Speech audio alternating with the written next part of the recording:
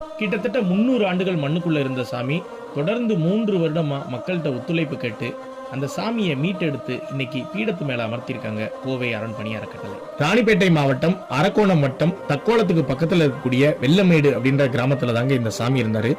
300 வருடங்களா மண்ணுக்குள்ள இருந்த சாமியை கடந்த 3 வருடத்துக்கு முன்னாடி கோவை அரண்பணி அறக்கட்டளை மண்ணில இருந்து மீட்டெடுத்து வெளியில வச்சிருந்தாங்க. 3 வருடங்கள் தொடர்ந்து மக்கள்கிட்ட ஒத்துழைப்பு கேட்டுக்கிட்டே இருந்தாங்க. மக்களோட மனது ஒரு நாள் கீழே இறங்கி இன்னைக்கு இந்த சாமிக்கு கோவை அரண்பணி அறக்கட்டளையால ஆவுடை மற்றும் நந்தியபெருமான் செய்யப்பட்டு மேற்கூரையிடப்பட்டு சாமிக்கு இன்னைக்கு வழிபாட்டுக்கு வந்திருக்காருங்க. கிட்டத்தட்ட 6 அடி உயரம் கொண்ட பிரம்மாண்டமான சிவலிங்கம். அதோடைய பானத்தை பார்க்கும் போதே தெரியும் அதோட பிரம்மாண்டம் என்னன்னு. மண்ணுக்குள்ள புதைந்திருந்த சாமியை மீட்டெடுத்து இன்னைக்கு பீடத்து மேல அமர்த்தி ஊர் மக்கள் வழிபாட்டுக்கு கொண்டு வந்துட்டாங்க. இந்த கோவிலுக்கு ஒரு உதவி தேவைப்படுது. அது என்ன அப்படின்னு நம்ம பார்க்கும்போது இந்த சாமிக்கு கீழே தளம் அமைக்கக்கூடிய பணி இருக்குதுங்க. அந்த பணியை யாராவது ஒரு டோனர் ஏத்துக்கிட்டீங்க அப்படின்னா ரொம்ப சந்தோஷமா இருக்குங்க. ஏன்னா கிட்டத்தட்ட ஒரு 300 ஆண்டுகள் வழிபாடே இல்லாம மண்ணுக்குள்ளேயே புதைந்திருந்த சாமியை மீட்டெடுத்து வெளியில வந்திருக்காரு. அவருக்கு ஒரு உதவி நீங்க நிச்சயம் செய்யணுங்க.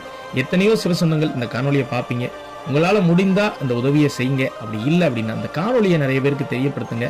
நீங்க காணொலியை ஷேர் பண்ணும் பட்சத்துல நிச்சயம் இந்த சாமிக்கு தளம் அமைக்கக்கூடிய பணியில ஒரு உதவி கிடைக்குங்க. முடிந்தா ஸ்கிரீன்ல தெரியற நம்பருக்கு தொடர்பு கொண்டு என்ன உதவி வேணும் அப்படின்றத கேட்டு தெரிஞ்சுக்கோங்க.